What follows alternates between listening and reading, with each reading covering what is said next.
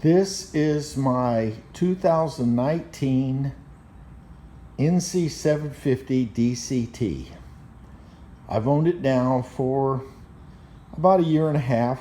I bought it used, and I've put about 5,000 miles on it, driving through the North Florida, Southern Alabama countryside. The longest trip I've taken was an 8-hour trip from my home here in Pensacola, Florida, over to Tallahassee and back. Other than that, I drive about 100 miles every Sunday morning. I did put it in my trailer and haul it out to Colorado this summer and rode it out there also for a week or so. This video is going to give you my impressions of the motorcycle. First of all, let me explain about myself. I'm 71 years old. I weigh 220 pounds. I owned a Yamaha 750 back in 1980. I sold that and bought a Harley-Davidson lowrider. About a year and a half later, I had the Harley for about a year and a half and sold it. And I've hardly been on a motorcycle. In fact, I don't think I have since then, till I bought this one. So I don't have a lot of experience motorcycle riding. So that being said, let me describe to you my impressions of this motorcycle. I bought, what have I bought for it? Well, I bought these luggage panniers, whatever you want to call them, on the back. I've got a Garmin Zumo down here. I bought a throttle locking device that I put on that I found I really could not use with my kind of riding because you know, I go up and down hills on these country roads, and I've got to continually add throttle or take off throttle. So that thing, just holding it at the constant throttle position, doesn't help me a whole lot. It did come with this windshield on it. I bought this little grill down here for the radiator. I bought these fog lamps that I put on that I don't even use because I rarely ever ride it. I've only ridden at night once. I bought this pad to go on the kickstand, and I really highly recommend that thing because I have taken the bike camping. I loaded up my gear. I have a pad, a fabric soft case that fits up there. I loaded up a tent and all my stuff, and I went camping, and that little pad thing on the kickstand really helped it from sinking down into the sand around here. So that's about all I've done to the bike.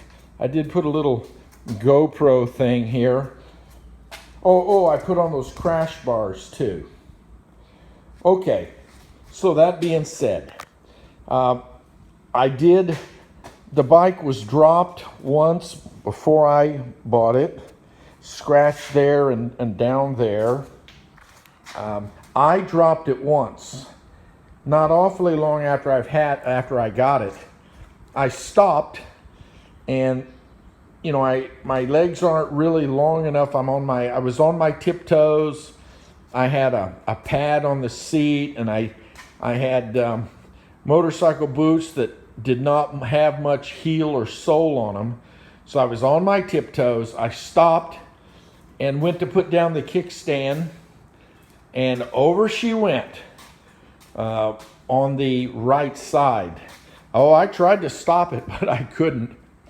And I sat there looking at the bike, and a nice guy fellow stopped and helped me pick it up.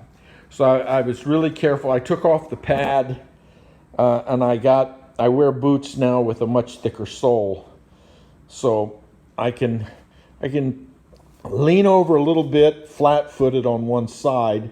If I stand the bike straight up at a stoplight, I'm kind of on my tiptoes.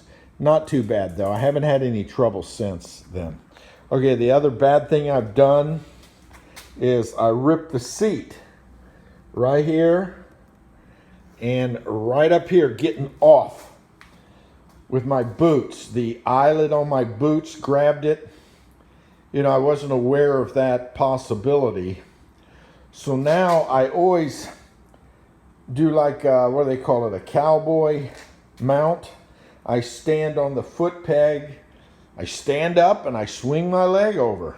And I never ride with these panniers on the back. I just put them on now for this video, but I would only use those unless I needed to, like going camping, like I said. It came with this windshield, and it came with these bark busters, whatever you want to call them there on there. Just some rather, I think, inexpensive plastic things. Anyway, okay. So that's the bike at this point. So how do I like it? Well, for me, this bike is near to being perfect. It's you know, I don't have a lot of experience riding a motorcycle, but it seems to handle well. The way I ride and who I am and everything, this bike just fits me very, very well.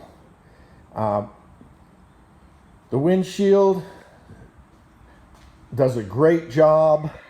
The DCT, dual clutch transmission, oh yeah, it's a little different. You're not shifting, and some people really like to shift, and I suppose that gives you some enjoyment, shifting and gunning the engine and all that stuff. But for me, it's real nice in 90% of the time. Now, it does, of course, I always drive in the regular drive mode, rarely in the sport mode. I've done it, but generally in the drive mode, and the engine wants to lug when I'm going up a hill or something like that, because I like I said, I'm not a 160 pounder, but I just downshift if I need to, and all of that stuff. So I've gotten quite used to it, and I really like it. I have not ridden a lot in traffic, like commuter traffic, but I'm sure it's nice not having to be squeezing that clutch all the time. Now, there are some, you know, when you squeeze the clutch, I forget the term, but you know, kind of move the bike slowly with the clutch in and out, just barely touching. And there are some reasons for that I do kind of miss, but not enough to detract from the fact that it's got that DCT on it. Of course, like everybody else, my really my only complaint is the seat. I rode my Harley, I rode that Yamaha. I never once remember being uncomfortable on those motorcycles. But this one, you know, I noticed right the first time I rode it, you know, I wanted to ride for hours at a time. And I got to stop every hour and take a break because of this seat. I've tried a couple things. I got an Air Hawk and put on it. It's Air Hawk is laying right over there. And it didn't seem to help at all, really. I even made a little pad, sewed it up, and put it on there, and that didn't help. Well, I I didn't like the fact that they raised me up at all. So I'm still struggling on what to do about that seat. Now, why is it so uncomfortable? Is it the heat? Is it the fact that it's too hard? I don't know. I've watched on the internet a whole lot, YouTube, and on the group, Facebook group for this motorcycle, at what people do, the aftermarket seats. And the next thing I'm going to have to do is get an aftermarket seat and try that. Okay, but otherwise I've gotten pretty used to the motorcycle. I try to be really careful. I don't zip around on it. I take the curves pretty slowly, but I'm learning to lean over, and go a little faster around the curves. For example, out here in the country where I ride, I come up to a 25 mile per hour curve. It says 25 miles per hour. Well, I go around it 35, maybe even up to 40. So I'm getting a lot more comfortable. I'm becoming much more comfortable on the motorcycle after 5,000 miles. Of course I should. It's about time for me to do the scheduled maintenance on it. And so I'm getting ready to do that. I'm gonna, order the oil filter and the oil and all of that, and change the fluids there to learn how to do it. There's a lot of videos on YouTube on all of that stuff. I did get a nail or something in the tire. I don't remember if it was the back tire or the front tire, but of course they won't repair them.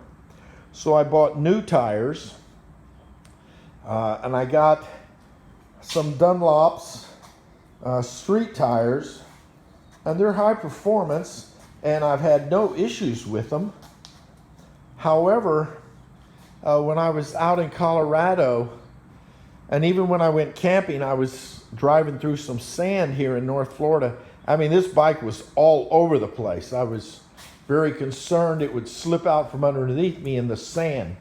So I'm investigating, and out in Colorado, you go camping up in the mountains there, and you're on,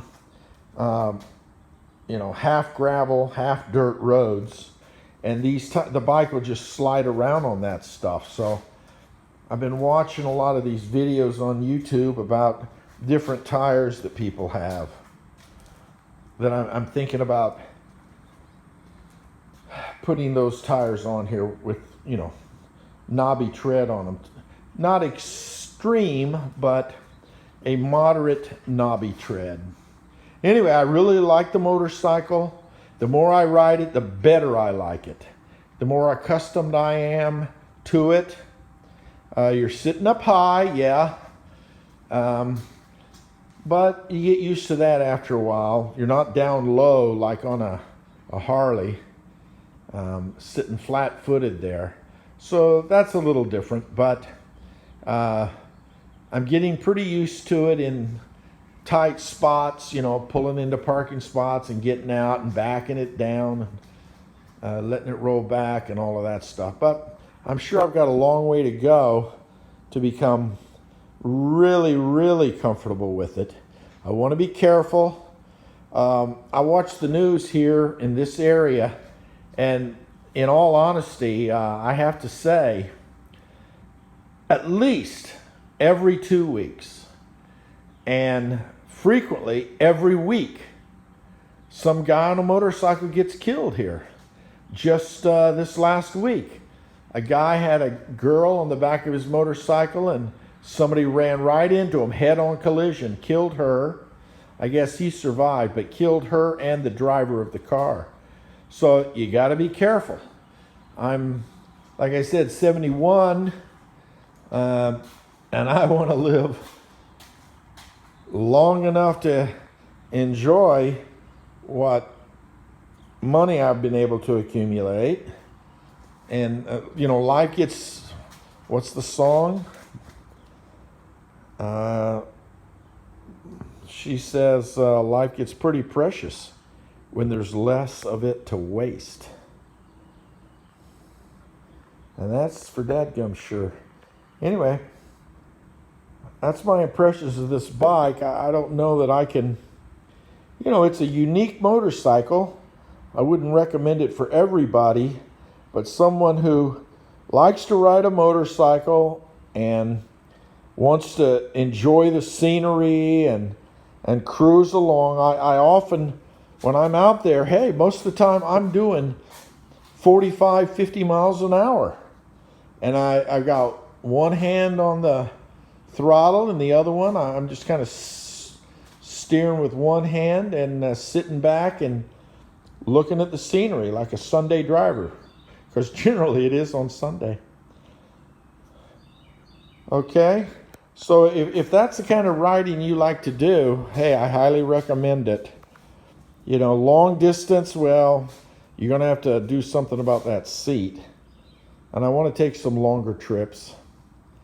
But I don't like stopping. I would like to ride through a whole tank of gas is what I'd like to do. But I can't get anywhere near that now. About every hour and a half, I gotta stop and get off and massage my rear end a little bit. Okay? Thank you.